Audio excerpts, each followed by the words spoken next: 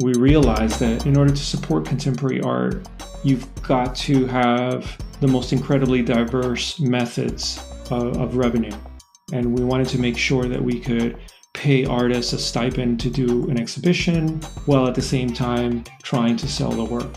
Hello and welcome to Art Restart, where we explore how artists are reinventing their fields and building a new landscape for the arts.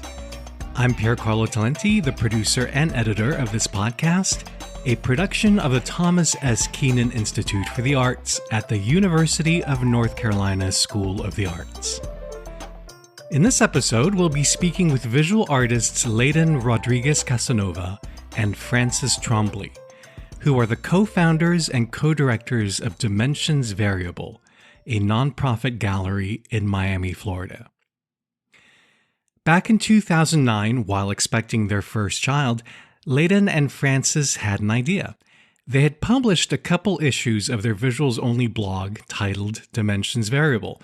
This blog was where they could showcase the kind of challenging art they rarely saw supported or valued in the glitzy art world of Miami. Their idea was to create an actual space, a physical dimensions variable, where they could not only showcase, but also support the work of their colleagues that they thought deserved care and attention. They were lucky enough to secure a donated space in Miami's design district. Leyden and Francis worked in their personal studios in the back, and in the small front space, Dimensions Variable started curating exhibits. Years before, Leyden had co-directed another Miami art space called Box, and he wanted to run Dimensions Variable with the same ethos.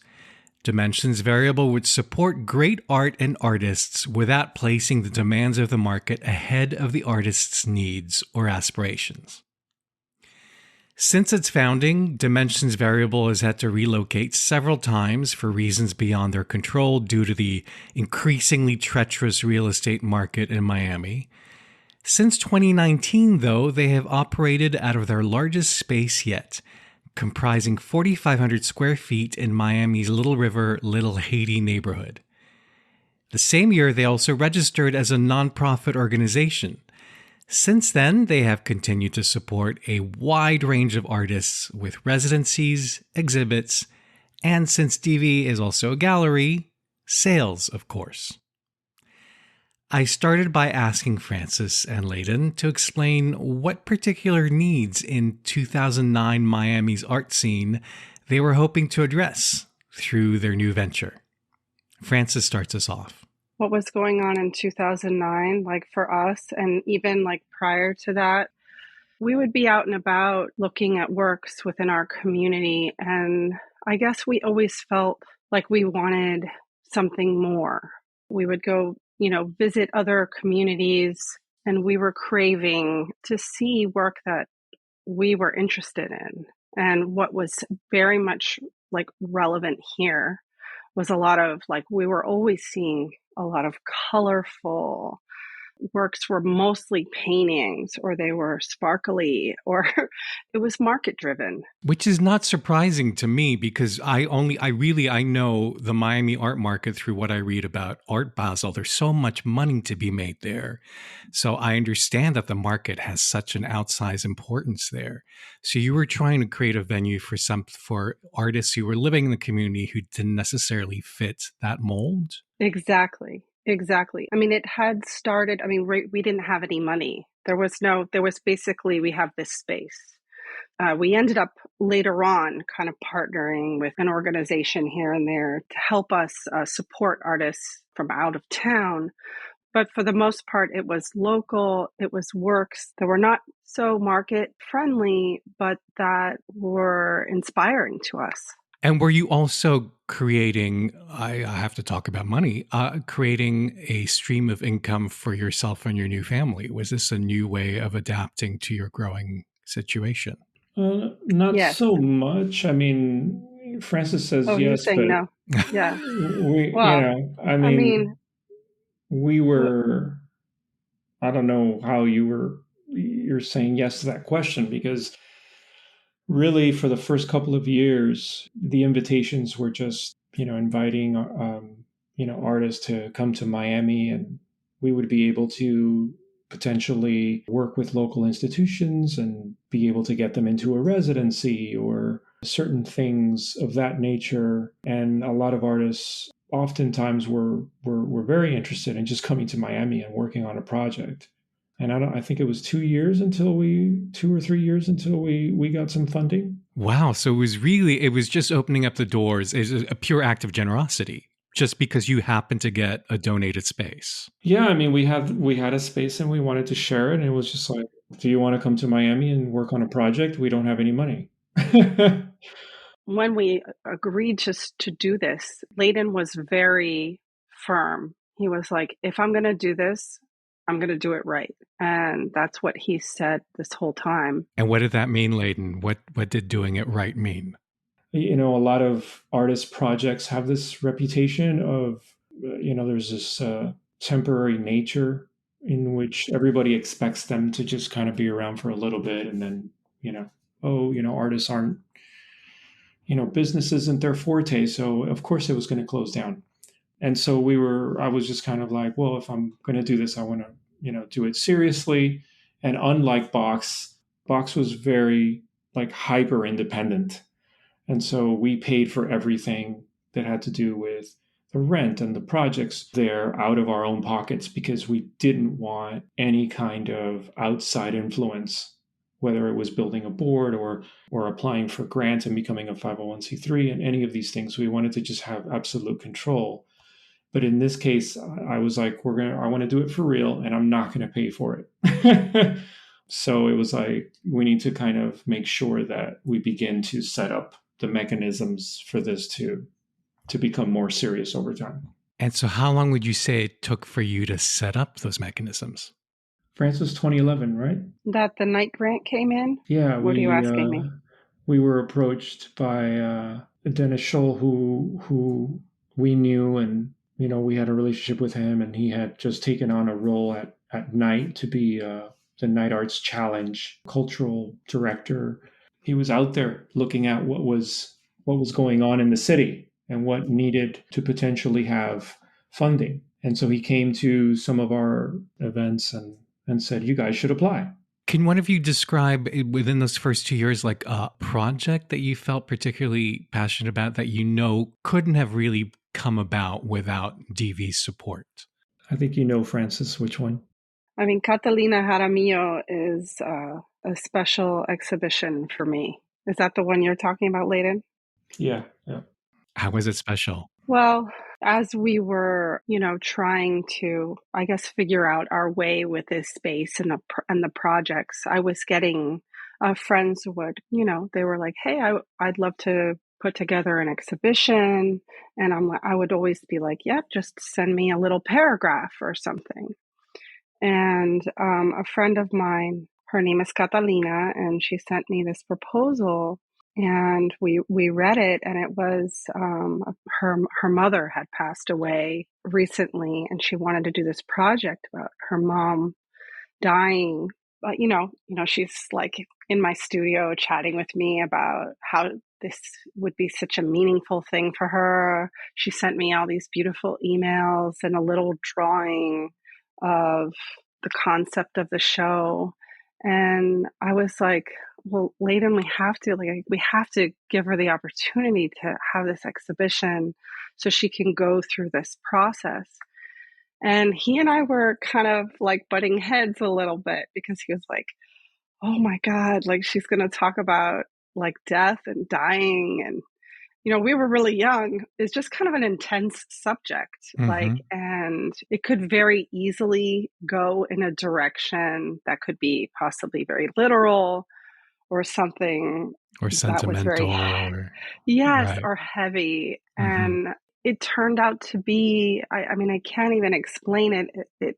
It was such a but anyway, we went back and forth, and I'm like, Leyden, that's it. I'm giving her this exhibition. We're doing this. And we agreed. Anyway, the concept of the show is called You Are Always Here. And it was in 2011. Her mother was an avid collector of objects, almost to the point of maybe a little bit compulsive. So she had all of her mother's things she took all of these objects and she placed them all around the perimeter of the gallery. And this is like a small rectangular gallery that is like 400 square feet ish, maybe.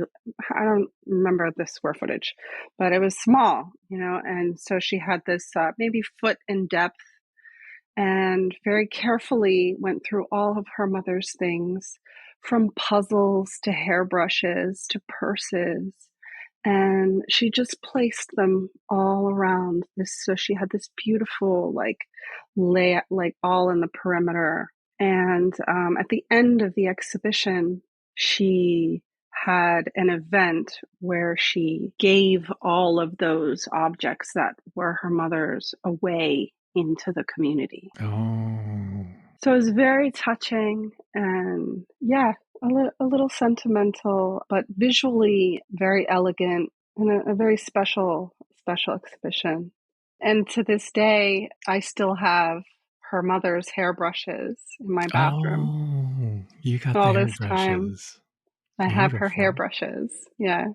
You are partners in more ways than one. How do you deal with disagreements in the business? Oh. Because I'm asking this because clearly there was a disagreement right there about Catalina's piece. Yeah, I mean, we, for the most part, have aesthetically a similar sensibility. It's gotten more complex as the space has grown, and there are things that we're navigating. We're learning as we build, right? So the arguments come from, or any sort of disagreements come from us not really being familiar. I mean, I might be unfamiliar with how to run a nonprofit, right? All of this has been like a learning curve for us both. Well, let's talk about that. What made you decide? So clearly you're doing something right because you've been around now for how long? 14, 15 years almost. 14, yeah. 14, but you didn't officially become a nonprofit until 2019. What went into that decision? Because running a nonprofit, as you hinted, is its own ball of wax. So why incorporate as a 501c3? We started to realize that it was more difficult for us through a fiscal agent to get grants. I think that was a big thing, right, Leyden? Yeah, I mean, funding. we could only access so many funds, so many grants that did not require. I mean, and we could get a fiscal agency and so on and so forth, but we just wanted to. I think one of them was like the Warhol, for example. Like you needed to be your own nonprofit, and so I think part of that was like, well, if we're going to focus on a Warhol eventually, we need to eventually do this. And we began to look at like, well, how do we? Because we were always about thinking, how can we best structure this, and how do we not necessarily follow what is expected of us to follow? Like, okay, you need to be a nonprofit because you're this artist run space, or oh, you need to be a gallery, or you need to be. And so we were kind of looking at everything, thinking, well, can we create some kind of hybrid that isn't necessarily one or the other? And how do we navigate all of these potential opportunities? And through all of this thinking about all these structures, we ended up as a nonprofit because it seemed to make the most sense, because we wanted to make sure that we were able to support a program that remained independent of a market, even though we still wanted to embrace the market and wanted to, if we could place work and make sales for artists, great.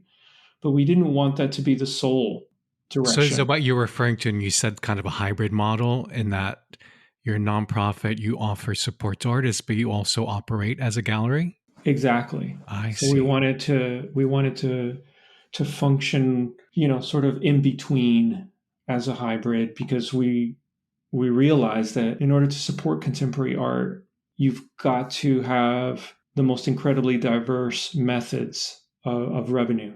And we wanted to make sure that we could pay artists a stipend to do an exhibition while at the same time trying to sell the work. God, I love that. That sounds so revolutionary to me, for an artist to get paid for her exhibition while also trying to sell her work. I mean, and I mean, That's but the dream, right? That's that's the amazing. yeah, that's the dream. I mean, but we learn Because from I'll our tell own you, I was in experiences. my 30s. I'm a generally pretty well-educated guy. I was in my 30s before I learned that galleries generally keep 50% of an artist's sale, which astonished me. So what you're proposing sounds so different.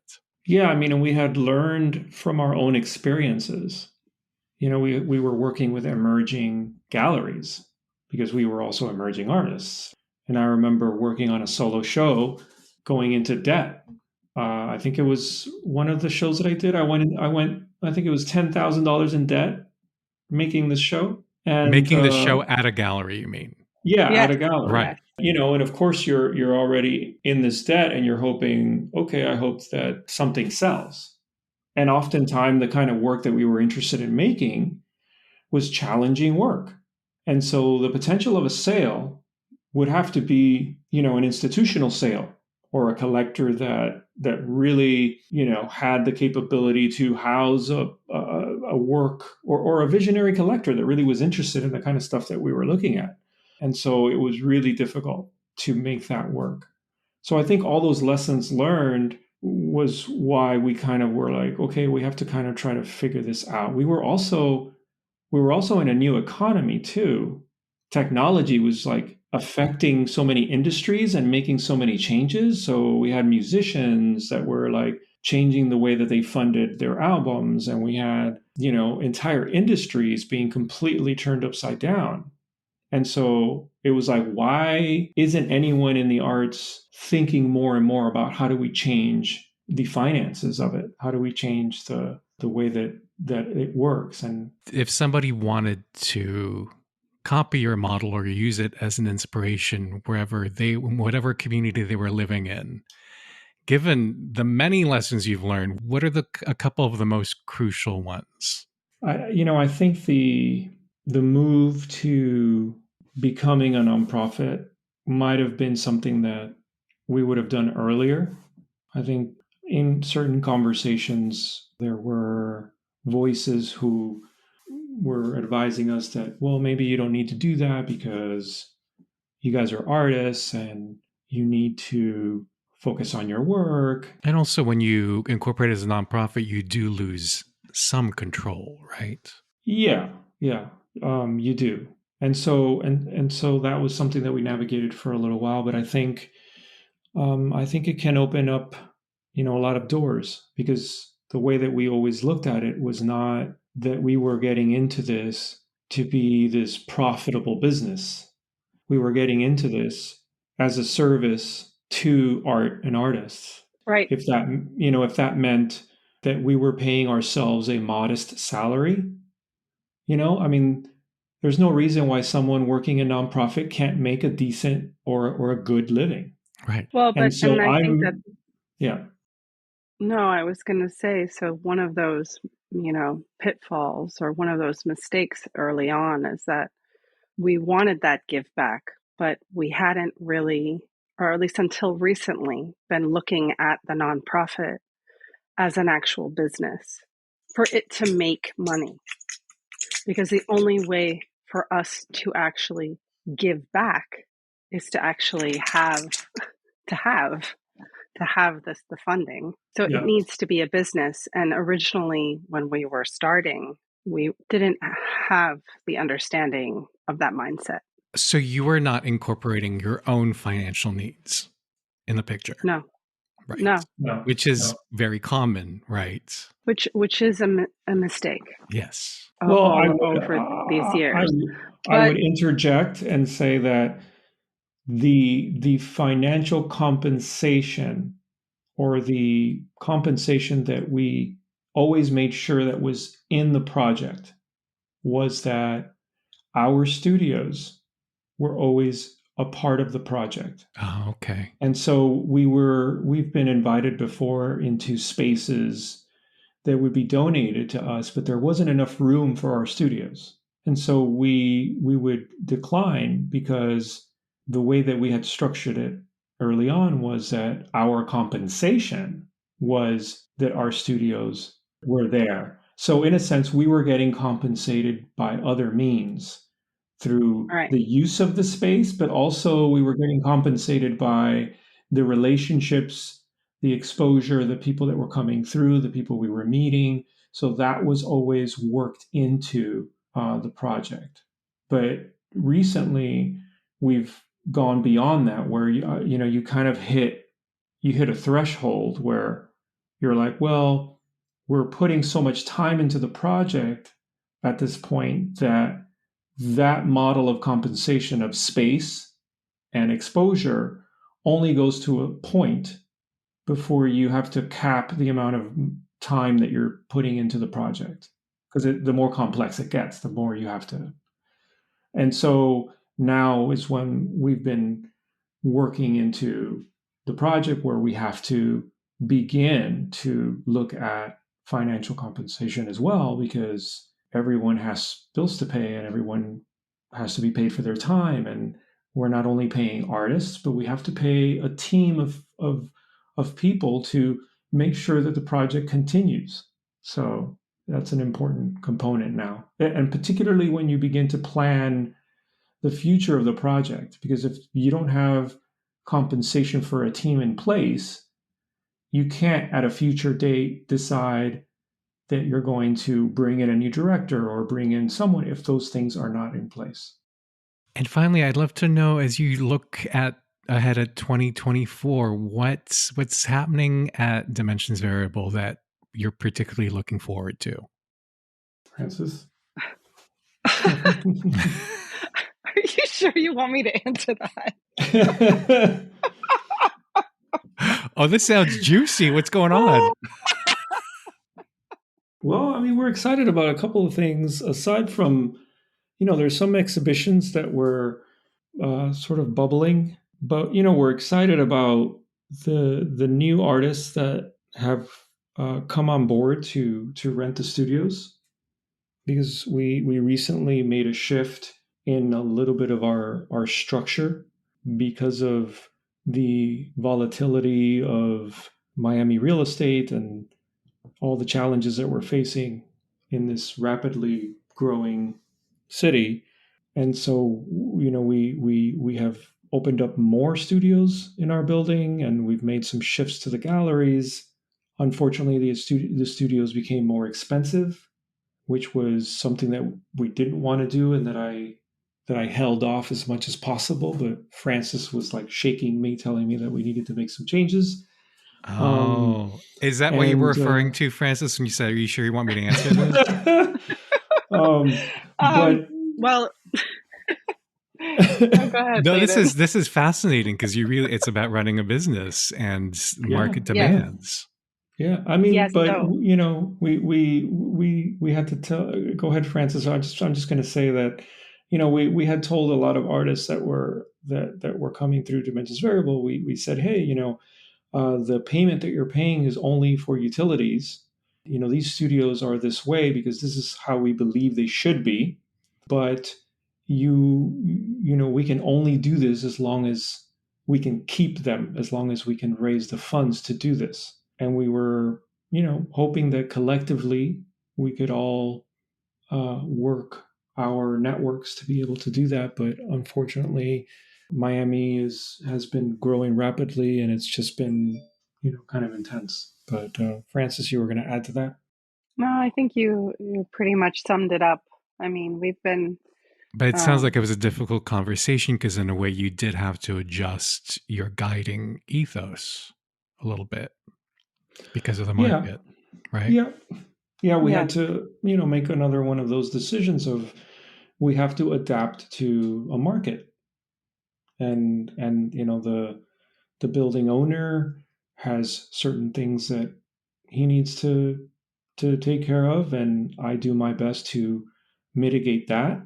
But we need to be able to, like Francis said so eloquently, we have to be a business that has the funding to continue to do what our mission needs us to do.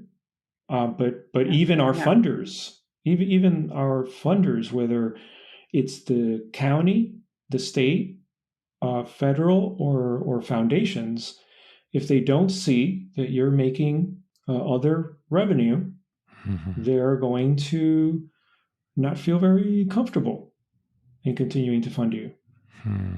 So we've learned all these lessons because we were thinking, oh, out of the virtue of our program, we're going to get funding because it's important, the work that we're doing. Well, not so much.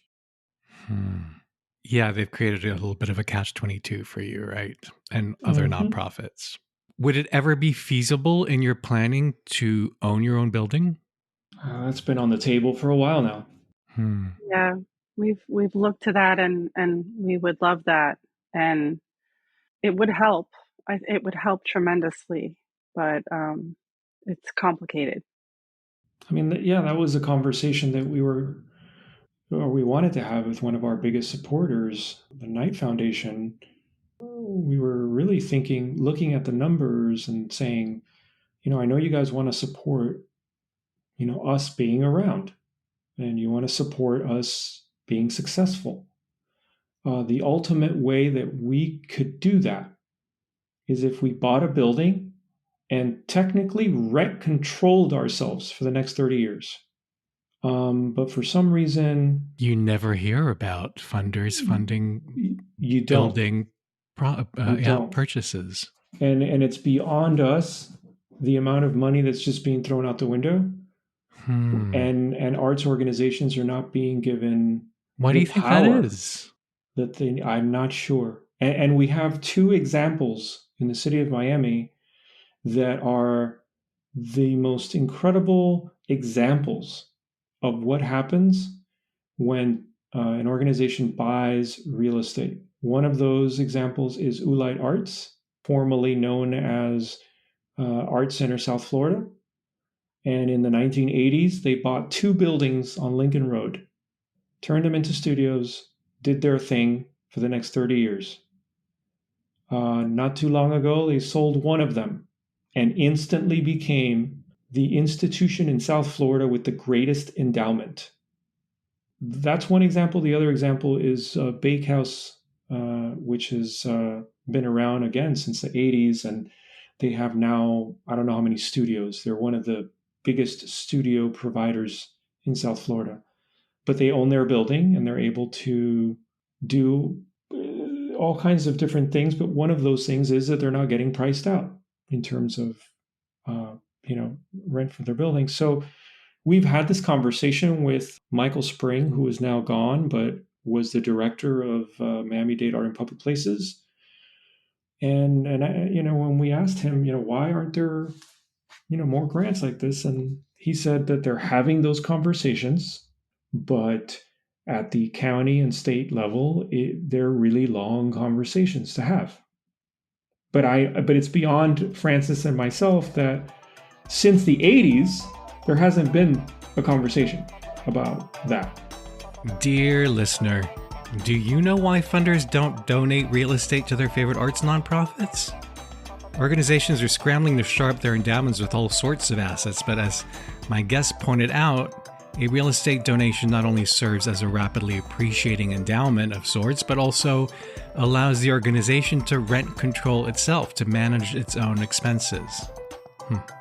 If you have any thoughts on this issue, you can find me on Instagram at PCTalenti.